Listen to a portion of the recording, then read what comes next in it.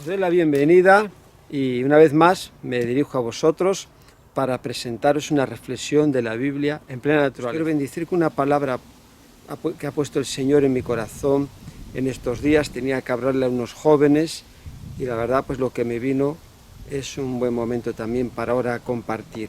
Está en el libro de Samuel, en el Antiguo Testamento, y os voy a hablar sobre Ana, la madre de Samuel, una mujer con fe, dedicada, entregada, comprometida con Dios, y su confianza la tenía en Él, y supo esperar en el tiempo de Dios para ver el obrar de Dios en su vida. Y es un ejemplo de mujer en la Biblia, como otras más que tenemos, para que imitemos su fe y seamos de aquellos que a través de la fe, el compromiso con Dios, la confianza, el temor en Él, alcanzamos las promesas y los propósitos para nuestra vida, pero también preparamos el camino para los que vienen detrás. Esto es lo que yo veo en la vida de Ana.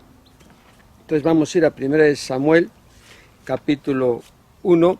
El libro de Samuel fue escrito, hay diferentes opiniones, pero hasta la muerte de Samuel por él y después por el profeta Natán y Gad. Esto pues es lo que opinan los más entendidos.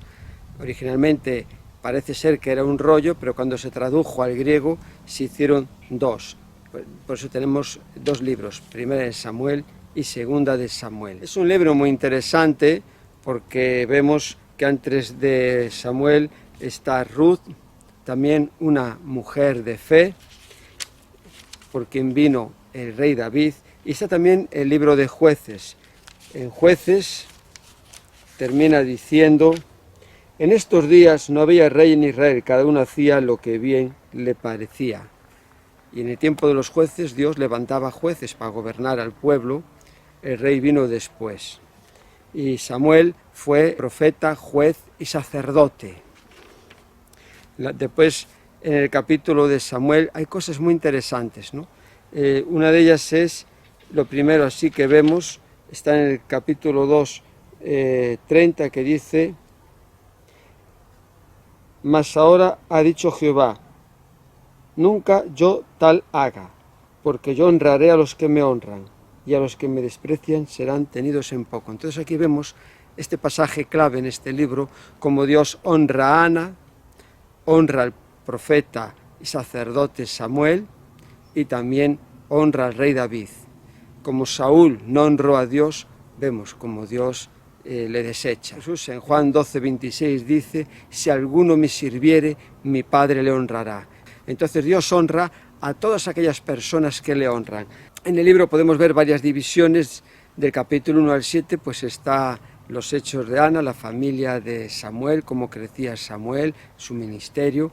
Después del 8 al 15, el pueblo le dice a Samuel que quieren tener un rey que les juzgue como las demás naciones, y vemos como ahí hay una transición de estar gobernados por Dios, teocracia, pues pasan a ser gobernados por un rey. Samuel les advierte de las consecuencias de tener un rey, lo que va a suponer para sus vidas, trabajar para el rey, que bueno, va a disponer de todo, y que para la guerra llevar a sus hijos, pero el pueblo aún así decide y dicen que quieren un rey. Y después del capítulo 9 al 15, ahí está el primer rey, Saúl. Vemos cómo se centra en Saúl. 6 al 30 surge el rey David. Vemos cómo en segundos del anonimato pasa la fama, y por donde Dios le llevaba, le daba victoria. Que Saúl tiene celos de él y entonces trata de matarlo. Y vemos ahí esa fase en la vida de David, también en este libro, cómo tiene que huir de Saúl, es perseguido, tiene que estar en constante huida, viviendo pues dificultades, problemas, a veces pues desearía, ¿no?, dice en los Salmos, ser como una paloma que huye al desierto, ¿no? Pero Dios tiene esa escuela para él, para su vida, para que llegase a ser el hombre que fue. Entonces ahora aquí, volviendo al capítulo 1 de Samuel, vemos que es una familia. Comienza describiendo una familia de la época de los tiempos bíblicos, del profeta Samuel. Hubo un varón de Ramataín de Zofín, del monte de Efraín, que se llamaba Elcana, hijo de Jerobam, hijo de Eliú, hijo de Tú, hijo de Zuf, efrateo. Al decir esto, se está refiriendo que esta persona residía ahí, porque en otros pasajes de la Biblia vemos que Elcana era de la tribu de Leví, y para ser sacerdote tenías que ser de esa tribu, y Samuel era sacerdote. Y dice, y él tenía 2 mujeres, el nombre de una era Ana, y el de otra Penina. Y Penina tenía hijos, mas Ana no los tenía. Pasaje 2 primero pone a Ana y después a Penina. Hago un inciso para deciros que si oís ahora alabanzas y canciones, como a 100 metros de aquí hay unos jóvenes yo creo que es de la Iglesia Cuerpo de Cristo, que están ahí haciendo alabanzas, aplaudiendo, o sea que me viene muy bien ese fondo. Es de bendición. Entonces vemos que menciona primero a Ana y después a Penina. Puede que Ana fuera la primera mujer y dice que y Penina tenía hijos, mas Ana no tenía. Nos muestra esta realidad. Una tenía y la otra no. Y todos los años aquel varón subía a la ciudad para adorar y para ofrecer sacrificios a Jehová de los ejércitos en Silo. Todavía no estaba construido el templo, eso viene después del rey David, que es Salomón cuando construye el templo a Dios, en el lugar que Dios había elegido para poner su nombre, su morada, que allí estuviera el arca, Jerusalén. Entonces se encontraba el tabernáculo de reunión en Silo, y ahí iba el pueblo, pues tenían esa ordenanza de una vez al año presentarse y hacer allí sacrificios. Todo varón se tenía que presentar al año 3 veces. Y aquí estaban pues haciendo lo que decía la palabra de Dios, una ordenanza de la ley. Todos los años aquel varón subía de su ciudad para adorar y para ofrecer sacrificios a Jehová de los ejércitos en Silo, donde estaban 2 hijos de Elí, Ofni y Fines, sacerdotes de Jehová. Entonces aquí nos muestra lo que hacía esta familia como todas las demás en esos tiempos de la Biblia. Todos los años se desplazaban a Silo. Y después, si leemos el pasaje 19 de este capítulo, dice, y levantándose de mañana, adoraron delante de Jehová, y volvieron, y fueron a casa en Ramá. Y Elcana se llegó a su mujer, y Jehová se acordó de ella. Entonces aquí vemos lo que hacían todos los años, y después cuando terminaban con el sacrificio, ¿no? Entonces, si vemos esto, podríamos decir que es la familia perfecta. Pero la palabra de Dios nos abre una puerta para que podamos ver cómo era esta familia realmente. Me voy a cambiar para aquí, que me da mucho el sol. A ver si aquí menos. Entonces estaba comentando que podríamos decir que es la familia perfecta, Elcana con sus esposas, hijos e hijas. Pero la palabra de Dios aquí, a través del Espíritu Santo, nos abre una puerta, el telón, para que podamos ver la realidad de cómo era esta familia.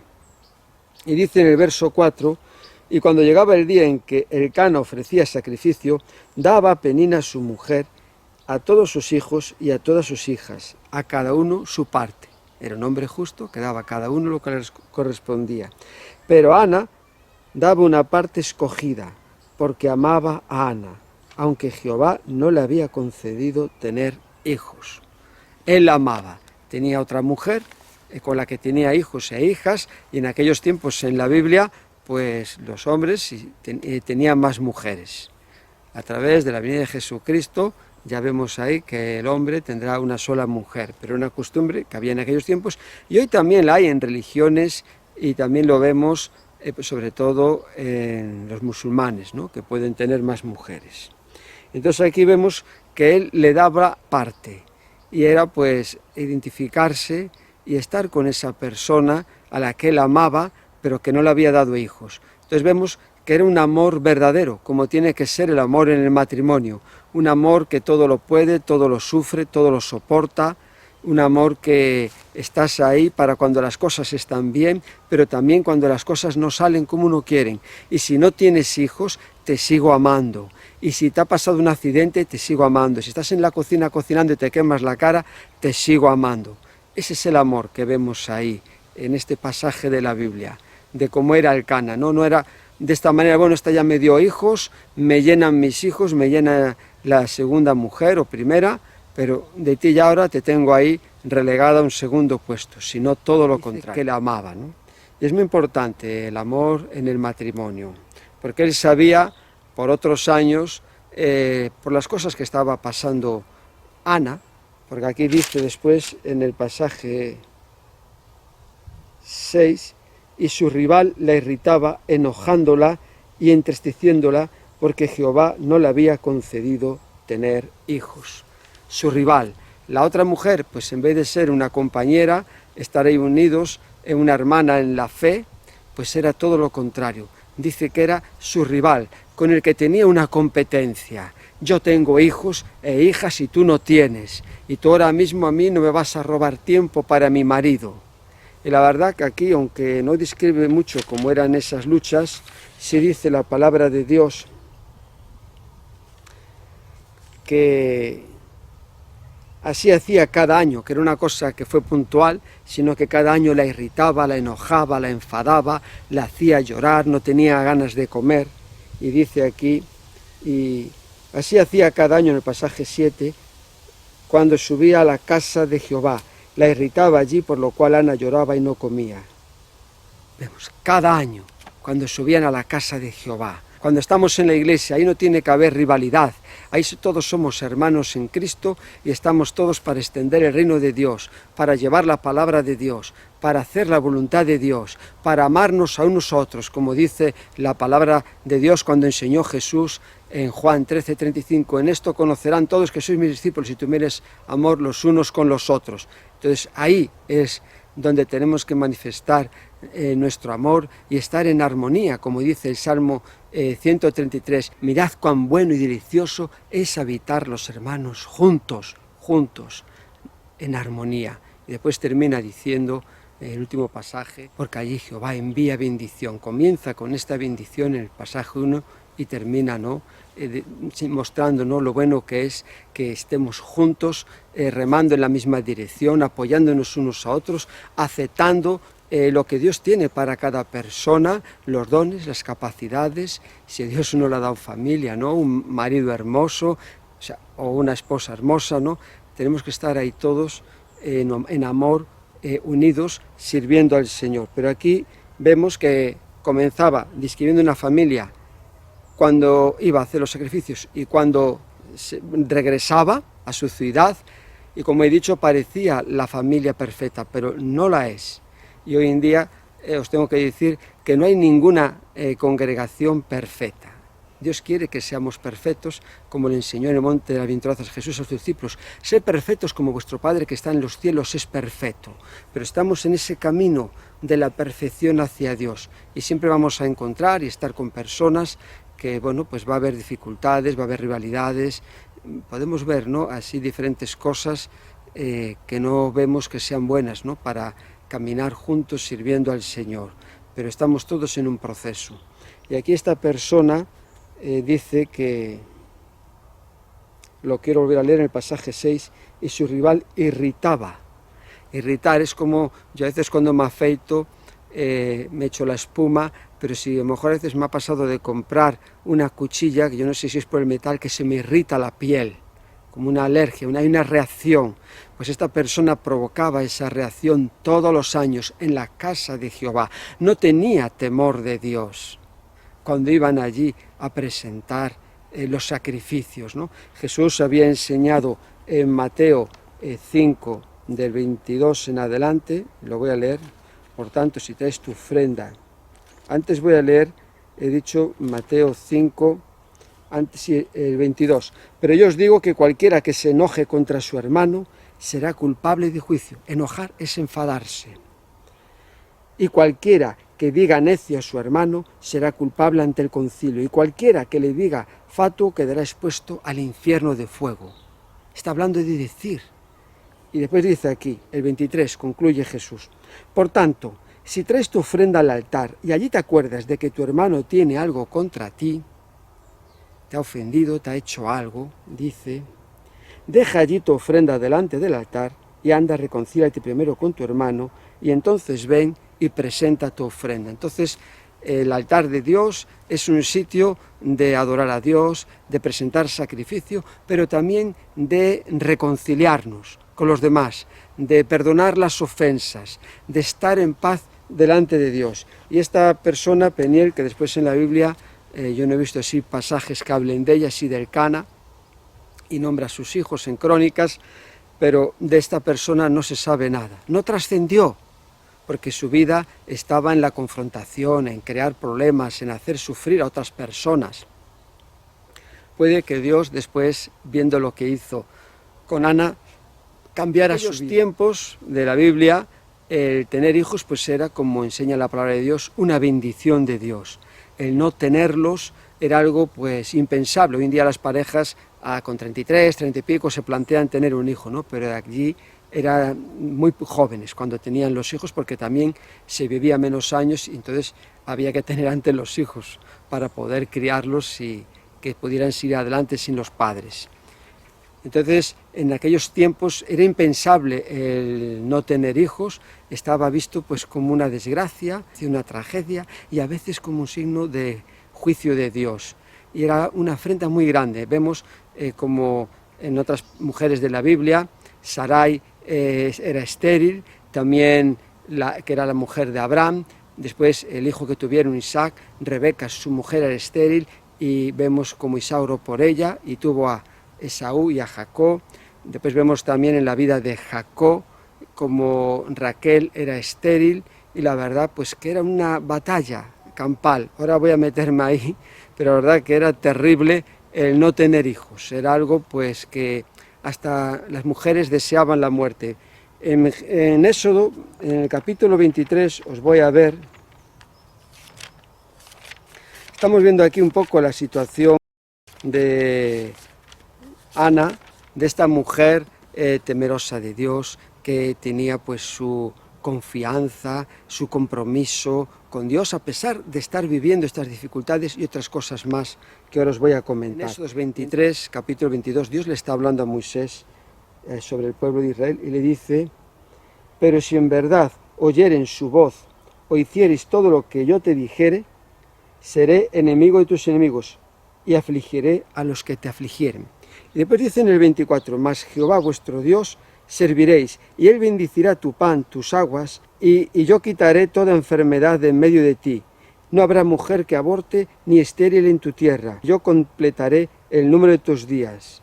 Entonces era esa bendición de Dios si el pueblo oía la voz de Dios, si permanecía en la ley de Dios. Era una bendición condicional. Había otras que no, pero esta era una bendición, que no habría enfermedad, los enemigos no les iban a someter, no les iba a faltar pan, comida. Y en la historia del pueblo de Israel vemos que cuando dejan la ley de Dios, pues acontece que les falta el pan, que los enemigos se enseñorean de ellos, que hay esterilidad, que hay enfermedad, que son llevados en cautiverio. Entonces aquí tienen esta advertencia. Y ahora volviendo a Génesis 30, en el 29, capítulo 29-30, la palabra de Dios nos muestra el conflicto que tuvo Jacob con sus mujeres. Él engañó a su padre para obtener la bendición del primogénito. Pues después dice la Biblia que todo lo que uno sembrar, eso segará. Dios no puede ser burlado. Y él pues acabó siendo engañado por Labán, por sus hijos. Y bueno, pues aquí estaba ya recibiendo un poco, ¿no? A él le gustaba a Raquel, pero esa noche le engañó a Labán y le dio a Lea como hija. Después tuvo que trabajar otros 7 años más para que Raquel fuera su mujer. Pero aquí vemos, ¿no?, que había una lucha entre las hijas, y se llegó también a Raquel en el pasaje 30 del 29, y la amó más que a Lea, y sirvió a Labán otros 7 años. Y vio Jehová que Lea era menospreciada, y le dio hijos, pero Raquel era estéril. Y Lea dio un hijo a Rubén, después dio otro hijo, Simeón, después le dio otro hijo, Leví, y vemos aquí que concibió otra vez y dio luz a un hijo, y dijo: esta vez alabaré a Jehová. Por eso llamó su nombre Judá, y dejó de dar a luz. Y viendo Raquel en el capítulo 30, pasaje 1, que no daba hijos a Jacob, tuvo envidia de su hermana, y decía a Jacob: dame hijos si no me muero. Y en el pasaje 2, y Jacob se enojó contra Raquel y dijo: ¿soy yo acaso Dios, que te impidió el fruto de tu vientre? Y ella dijo, he aquí mi sierva Bila, llégate a ella y dará luz sobre tus rodillas, y yo también tendré hijos de ella. Y entonces él así hizo, ¿no? Era en aquella costumbre que si una mujer era estéril, pues el hijo que daba lo ponían sobre las rodillas de la esposa que no podía tener hijos, y entonces era como la madre, ¿no? Entonces era la desesperación tan grande que ya las dos, cuando Lea no pudo tener hijos, le ofreció su sierva, y hizo lo mismo Raquel. Y vemos aquí que dice Lea. Después concibió Lea en el pasaje 19 otra vez y dio a luz un sexto hijo, a Jacob. Y dijo Lea, Dios me ha dado una buena dote, ahora morará conmigo mi marido, porque le he dado luz a 6 hijos, y llamó su nombre Zabulón. Y después dice que dio luz a una hija, Dina. Y se acordó Dios de Raquel, y la oyó Dios, y le concedió hijos. Y concibió y dio a luz un hijo, y este hijo fue, dice aquí, Dios ha quitado, y concibió y dio a luz un hijo, y dijo, Dios ha quitado mi afrenta, y llamó su nombre José, diciendo, añádame Jehová otro hijo. O sea, ¿no? José es el hijo de la aflicción en la vida de Raquel, representaba todo eso. Entonces vemos esta lucha encarnizada, podemos decir de una manera, que no tiene límites, ¿no? Que eran 2 hermanas, una con la otra pues ya tengo 6, pues ya me prestará a mí más atención, ya no querrá ir con la otra. Entonces, aunque esto no lo dice en el relato de Samuel, vemos lo que más o menos acontecería allí, y hoy también podría suceder, ¿no? Porque estamos en el mundo y son cosas naturales que puedan pasar. Entonces dice aquí la palabra de Dios que ella pues dice que ella lloraba cuando pues la enojaba Penina y no comía. Y aquí vemos Elcana, su marido, dijo, Ana, ¿por qué lloras?, le pregunta, ¿por qué no comes? ¿Y por qué está afligido tu corazón? ¿No te soy yo mejor que 10 hijos? Y se levantó Ana después de que hubo comido y bebido. Y vemos a Elcana consolando a una persona que tiene heridas en su corazón, que lo está pasando mal, ¿no? Entonces, en la iglesia tenemos que ser personas así también, que cuando veamos que otros sufren, lo pasan mal, están en dificultades, están en momentos muy difíciles en su vida, pues también les demos palabras de consuelo. Y Ana, pues año tras año, viendo esta situación en su vida, su fe no se debilitó, porque su confianza, su compromiso, su dedicación, su entrega estaban en Jehová, el único y Dios verdadero. Y ella ahí se puso a orar. Es el arma más poderosa que tenemos los cristianos, la oración. El único recurso que le queda a Ana es allí donde está la casa de Jehová, el tabernáculo de reunión, orar a Dios. Y la verdad que los cristianos tenemos esta arma, la oración. Cuando en el mundo no hay solución para las cosas, nosotros podemos acudir a Dios 365 días al año, 24 horas en cualquier momento. A veces me ha pasado a mí, y todos supongo los que me estáis oyendo, que tenemos un problema, se lo queremos contar a una persona, está ocupada, una reunión, no puede atendernos, a un hermano, están otras cosas, y no que lo hagan por otra cosa. A veces se dan estas situaciones normales en la vida, pero Dios en cualquier momento, como enseñó Jesús cuando en la oración del Padre Nuestro, entra a tu aposento y allí ora, y que Dios te ve en secreto, te recompensará en público. Entonces ella, en vez de elegir la confrontación, la rivalidad, decidió poner todo delante del Señor. Hay un salmo, el 142, que siempre lo tengo presente en mi vida. Es del rey David, y comienza diciendo en el pasaje 1, con mi voz clamaré a Jehová, con mi voz pediré misericordia a Jehová. Y después continúa diciendo, delante de él expondré mi queja, delante de él manifestaré mi angustia. Y ahí termina en el pasaje 3, cuando mi espíritu se angustiaba dentro de mí, tú conociste mi senda. Y ahí la vemos a Ana en el pasaje, dice, 10, ella con amargura de alma oró a Jehová y lloró abundantemente, ¿no? Y hizo un voto diciendo, Jehová de los ejércitos, si te dignares a mirar a la aflicción de tu sierva y te acordares de mí, y no te olvidares de tu sierva, sino que dieres a tu sierva un hijo varón, yo le dedicaré a Jehová todos los días de su vida, y no pasará navaja por su cabeza. Entonces ella en esa oración hace un voto a Dios, que si le concede a un hijo, ella actuaría de esta manera. Entonces vemos que ella utiliza un arma, que es la oración. En la palabra de Dios vemos en Hebreos 4:16, dice: acerquémonos pues confiadamente al trono de su gracia para alcanzar misericordia y hallar gracia para oportuno socorro. Y después en Hebreos, en el capítulo 10, 19-20, dice que tenemos libertad para entrar en el lugar santísimo por la sangre de Jesucristo.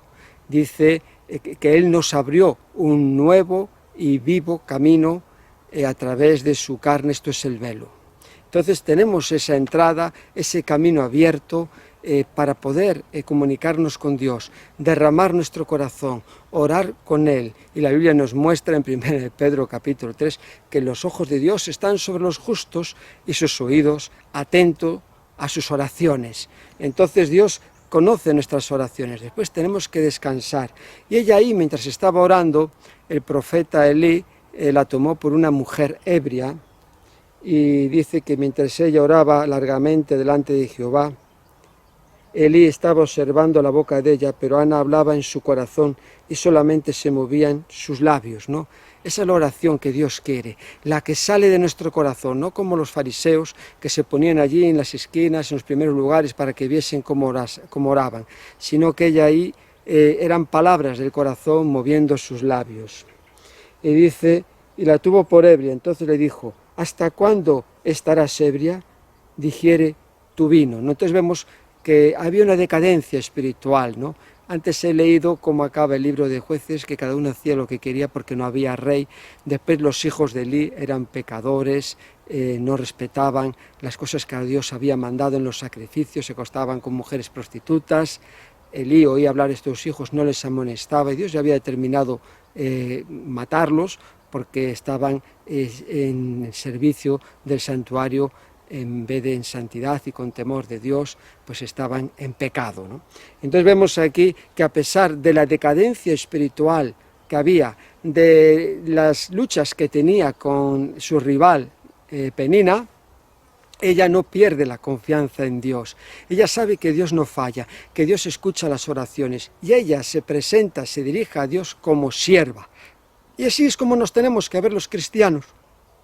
Siempre vamos a ser siervos, ahora, mañana y pasado y en la eternidad. Y Él siempre va a ser el Señor de señores, el Dios de dioses y el Rey de reyes. Y tenemos que tener una mentalidad de siervos, de estar siempre poniendo nuestra vida delante de Dios para servirle y ofrecerle lo mejor de nosotros al único Dios vivo y verdadero, creador de todas las cosas. Entonces vemos que ella pues le dice: no, Señor mío, yo soy una mujer atribulada de espíritu. Elí no supo discernir esa situación en la vida de Ana. Era una persona ya mayor, casi 100 años, pero el discernimiento espiritual ahí estaba decayendo en la vida de él, porque estaba consintiendo que sus hijos estuvieran ministrando al Señor, pecando y oyendo todos los hechos que dice aquí la palabra de Dios, que le llegaban cuando les hablaban de ellos, ¿no? Voy a leer un pasaje aquí en el capítulo 2, dice, hablando él le dijo a los hijos Elí, en el 2:23, dice, en el 22, Elí era muy viejo y oía de todo lo que sus hijos hacían con todo Israel y cómo dormían con las mujeres que velaban a la puerta del tabernáculo de reunión, y les dijo: ¿por qué hacéis cosas semejantes? Que yo oigo de todo este pueblo vuestros malos procederes. No, hijos míos, porque no es buena fama la que yo oigo, pues hacéis pecar al pueblo de Jehová. Pero él no los quitaba del ministerio, sino que consentía, y Dios traía un juicio sobre la casa de Elí por todas estas cosas, como podéis ver aquí, después leer en este capítulo 2. Entonces vemos ahí como ella habla con él, le explica las cosas, y ella, a pesar de que él no tiene discernimiento espiritual, no le cuestiona, sino que le respeta, y le dice, él le respondió y le dijo: ve en paz, y el Dios de Israel te otorgue la petición que le has hecho. Ella dijo: halle tu sierva gracia delante de tus ojos. Y se fue la mujer por su camino y comió, y no estuvo más triste. Vemos ahí, ¿no?, como a pesar de que él no tenía ese discernimiento, ni tenía tampoco ese tacto con ella, pues ella, a pesar de que se había equivocado, que la estaba juzgando según las apariencias, y Jesús dijo, no juzguéis según las apariencias, sino con justo juicio. Entonces no había ahí un juicio justo sobre ella, pues ella no cuestiona la autoridad, sino que se somete, le reconoce como el varón de Dios, la persona que está ahí juzgando al pueblo, a pesar de sus errores, ella se reconoce como sierva también ante él. Entonces vemos como ella ahí, ya una vez que escucha palabra del profeta de Dios, cambia y ya no estuvo más triste. Era algo que acontecía todos los años y nos podemos imaginar en la vida de Ana, que cuando llegaba el tiempo del sacrificio, pues yo no quiero ir allí porque sé que me va a pasar esto, me van a pisotear, me van a enojar, me van a decir que no tengo hijos, que a lo mejor incluso estoy en pecado, que Dios no se agradó de mí, quién sabe, ¿no? Todas las cosas que se dirían, pero ahí vemos un poco cómo en esta situación también está un ejemplo en la vida de Sarai, la mujer de Abraham, y de Agar, la criada, con la que él tuvo a Ismael. Vemos, ¿no?, como después esta también reprochaba a Sarai, no se sometía a ella. Entonces son cosas que pasan y esto pues trae mucho dolor al alma, al corazón de las personas, ¿no? Vivir una situación así cuando eres menospreciada por los demás. 19, y levantándose de mañana adoraron delante de Jehová y volvieron y fueron a su casa en Ramá, y que el Cana se llegó a Ana y dice que Jehová se acordó de ella, ¿no? Entonces vemos que sería, con el pasaje 1 y 19, la familia perfecta, pero había todos estos conflictos que estamos viendo en la palabra de Dios, ¿no? Entonces vemos cómo Dios ahí va actuando y nos muestra cómo tenemos que actuar, como os he mostrado claves. Entender, ¿no?, en primer lugar que en nuestra propia familia no somos perfectos, ni en la congregación. Estamos llamados a ser perfectos y en el camino de la perfección cada día estamos dando pisadas. Ante las dificultades, pues tenemos que tener amor. Y después, cuando veamos personas que lo están pasando mal, por momentos difíciles en su vida, pues ser de consuelo, de ayuda para esas personas, ¿no? No como los amigos de Job, que eran vanos consoladores, le daban una caña terrible, ¿no? Hacían todo lo contrario.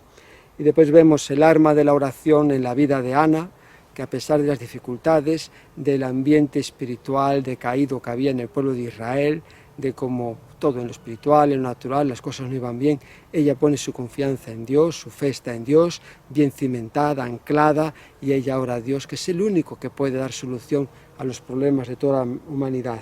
Y al final, pues el sacerdote habla con ella y vemos que ella pues cambia, ¿no? Cuando hay palabra de Dios, cuando Dios, estamos en la voluntad de Dios, cuando hacemos todo en el orden de Dios, pues podemos estar tranquilos y nos podemos gozar de que Dios va a obrar en nuestras vidas, ¿no? Qué bonito es, como le dice el sacerdote Elí, ve en paz y el Dios de Israel te otorgue la petición que le hayas hecho. Entonces, ve en paz. Ya no estés en conflicto, ya no estés en angustia, ya no estés en problemas, porque Dios no quiere que estemos así viviendo nuestra vida en la fe cristiana, sino en gozo, gozándonos en todo el tiempo, disfrutando de la paz de Dios, de la comunión con Dios, con los hermanos, en la alabanza, sirviendo al Señor en la iglesia. Ese es el plan de Dios para su pueblo. Entonces vemos como ella después tiene el hijo, y aquí vemos que el niño lo tiene 3 años, con ella dándole pecho, y como también su marido, el Cana, le dice, ella ese año no subió a hacer el sacrificio allí, prefirió quedarse con su hijo, y entonces el Cana le respondió, haz lo que bien te parezca, en el pasaje 23, quédate hasta que lo destetes, solamente que cumpla Jehová su palabra. Y se quedó la mujer y crió a su hijo hasta que lo destetó.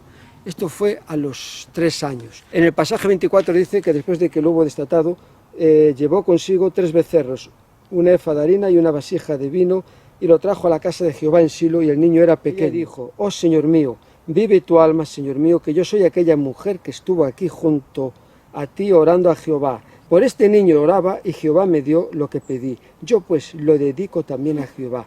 Todos los días que viva será de Jehová. Y adoró allí a Jehová. Pues ella cumplió su palabra al Señor. Vemos en los 10 leprosos que fueron sanados por Jesús, que solo uno vino y allí se arrodilló, dio gracias, adoró a Dios. Pero ella, cuando Dios le concedió lo que pedía. Ella había hecho un voto y nuestros votos los tenemos que cumplir delante de Dios. Mejor no es hacer un voto y no cumplirlo, pero todas aquellas cosas que nos comprometemos delante de Dios, tenemos que ser responsables y después cumplirlas. Nos podemos imaginar una madre, yo, mi familia, mis hijos, cuando tienen 3 años, que es ya cuando hablan y están ahí, bueno, para comérselos a besos, pues ella, ese niño, se lo tuvo que dejar allí al profeta Elí. Pero sabía que Dios iba a tener cuidado de él, porque quedaba entre un profeta ya mayor, sin mucho discernimiento espiritual, como vemos después en el capítulo 3, y en medio de los hijos jóvenes de Elí, que eran pecadores y personas que no agradaban a Dios. Pero él ahí vio el ejemplo de su madre. Esos 3 años le sirvieron para ver y recibir la fe, el compromiso, la entrega, la dedicación, todo lo que la madre tenía en su fe para con Dios. Entonces ahí le marcó, y los padres tenemos que, con nuestro ejemplo, nuestro testimonio, nuestra fe, nuestra conducta, nuestro servicio a Dios, entrega, compromiso, marcar a nuestros hijos, para que pues ellos también, no solo en su etapa de jóvenes, sino también de adultos, sean grandes hombres de Dios como lo fue Samuel. Y dice aquí la palabra de Dios. Ahora os voy a leer el cántico de Ana un poco, y dice en el capítulo 2, 11, y el niño ministraba a Jehová delante del sacerdote Elí. Y en el pasaje 26 dice, y el joven Samuel iba creciendo y era acepto delante de Dios y delante de los hombres. Todo lo contrario que vemos en los pasajes 24 y 25 sobre los hijos del sacerdote Elí, que hacían pecar con su conducta al pueblo. Pues aquí Samuel, vemos en él el ejemplo de Jesús, ¿no? Que Jesús también crecía así, en gracia, en estatura y en sabiduría delante de Dios y de los hombres. Y a mí aquí ahora me viene a la mente un poco en el capítulo 2 la oración del cántico de Ana, que Ana oró y dijo, mi corazón se regocija en Jehová, mi poder se exalta en Jehová, mi boca se ensanchó sobre mis enemigos, por cuanto me alegré en tu salvación. Habla de la salvación recibida por Dios, que su corazón se alegra. Y aquí lo tengo con este papelito, aquí en Lucas, la oración que hace María después de visitar a Elizabeth, su prima, dice María en la oración. En el 46, entonces María dijo, engrandece mi alma al Señor y mi espíritu se regocija en Dios mi Salvador. Vemos ese regocijo también en las dos, qué coincidencia, y también que Jesús en el pasaje 2:40 de Lucas, además están coincidiendo.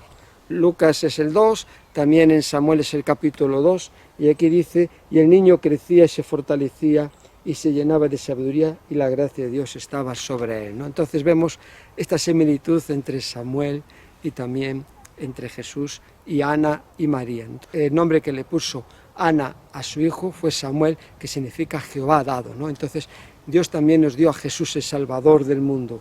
Y Samuel fue un gran hombre de Dios.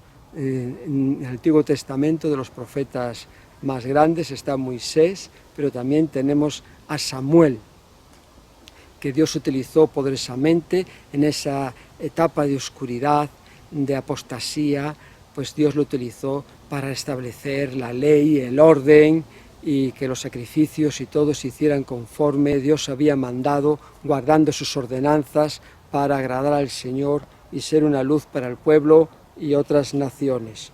Y aquí vemos en Samuel, que en el capítulo 3, que el joven Samuel ministraba a Jehová en su presencia, servía allí, dice, y la palabra de Jehová escaseaba en aquellos días. Después vemos cómo Dios llama a Samuel, siendo joven, y dice, y Samuel estaba durmiendo en el templo de Jehová, donde estaba el arca de Dios, y antes que la lámpara de Dios fuese apagada, Jehová llamó a Samuel, y él respondió, heme aquí. Antes de que la lámpara de Jehová fuese apagada, si dijera, bueno, aquí ya se acabó la historia de este pueblo, ya el pecado, todo lo que hacen, todas las cosas que están haciendo en contra de voluntad, durante siglos, en la época de los jueces, que es donde ahora está ubicado Samuel, después viene el primer rey, lo vemos en el capítulo 9, pues ahí a punto de culminar esa etapa de Dios con su pueblo, de repente hay una luz, se enciende la luz en el corazón de Samuel. Y ahí vemos la influencia de una mujer que cuando tuvo dificultades, cuando tuvo que afrontar los problemas, acudió a Dios, y ella, a través de su ejemplo, su entrega, su compromiso, todo lo que estoy relatando una y otra vez, pues ella trajo esperanza a través de ese hijo para el pueblo de Israel. Igual que Jesús, es nuestra esperanza viva. A través de él tenemos esperanza. Entonces, aquí en Samuel vemos como Dios trae un tiempo de restauración, de testimonio, y dice aquí la palabra de Dios, ¿no? En el pasaje 20, en el 3:20, y todo Israel, el testimonio de Samuel, desde Dan hasta Berseba, conoció que Samuel era fiel profeta de Jehová. Y Jehová volvió a aparecer en Silo, porque Jehová se manifestaba a Samuel en Silo por la palabra de Jehová. Todo aquí nace de una mujer que tiene un corazón dispuesto y preparado en medio de la oscuridad, en medio del desaliento espiritual, en el momento en el que las cosas no van, ni en lo personal, ni como nación bien, pues ella está ahí, entregada a Dios. Y Dios quiere que seamos así, imitadores de estas mujeres, de las grandes mujeres de la Biblia, de Ana, esa persona que nos ha dejado un ejemplo y una manera de obrar para ser un canal de bendición para otros y nuestros descendientes y el pueblo que ha de venir a través de nosotros, con nuestro testimonio, con nuestra manera de actuar, con nuestras oraciones, con nuestra entrega total a Dios. Después Dios recompensó a Ana, porque antes os había leído que el pasaje clave en este libro es que Dios honrará a los que le honran, y ella honró a Dios cuando fue ahí y le dijo: este hijo te lo dedico, tú me lo has dado, pero yo te lo dedico a ti. Todo lo que recibimos es de mano de Dios, la vida, los hijos, el trabajo, el dinero que ganamos, la salud, y nosotros lo que hacemos es dárselo a Dios, lo que recibimos de sus manos, y con gracias, ¿no? Ese canto tan hermoso, os recomiendo que lo leáis, y dice aquí la palabra de Dios en el 2:21, y visitó Jehová a Ana, y ella concibió y dio a luz 3 hijos y 2 hijas, y el joven Samuel crecía delante de Jehová. Dice, ¿no?, también que ella cada año le iba a ver a Samuel, y le llevaba ropa. Es una bendición. De aquí se pueden extraer muchas más lecciones, ¿no? Yo he querido pararme en esto que Dios ha puesto en mi corazón, y mi deseo es que Dios os bendiga grandemente y que todos imitemos el ejemplo de Ana. Que Dios os bendiga, y hasta otro momento con vosotros. Una reflexión de la palabra de Dios en plena naturaleza. Un abrazo muy fuerte.